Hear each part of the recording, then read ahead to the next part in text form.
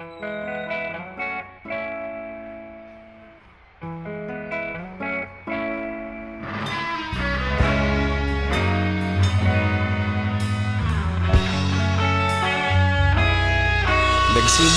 ang lahat sa eskwela, nagsama-samang 12 sa kalokohan at sa tuksuhan, hindi maawat sa isa't isa.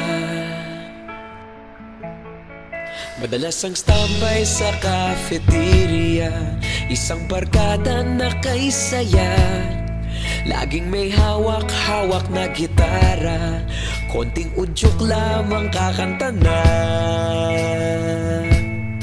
Kay simple lamang ng buhay nun, walang mabibigat na suliranin. Problema lamang laging kulang ang datong. Sana napunta ang panahon?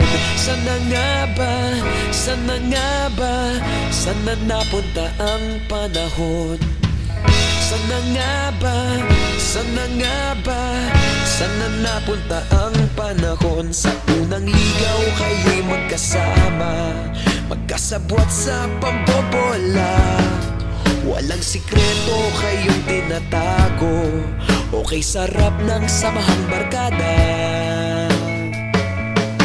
Nagkawatakan na sa kolehiyo, kanya-kanya na ang lakaran.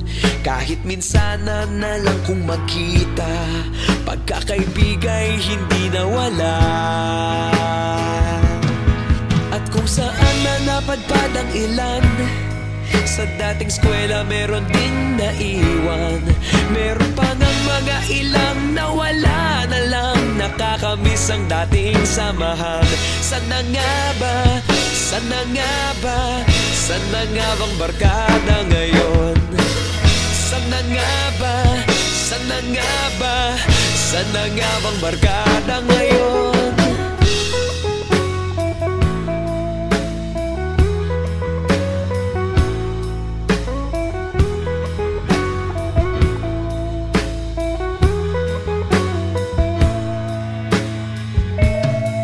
Ilang taon din ang nakalipas, wala pa sa aming tatay na nagsusumikap upang yumaman at guminhawang kinabukasan.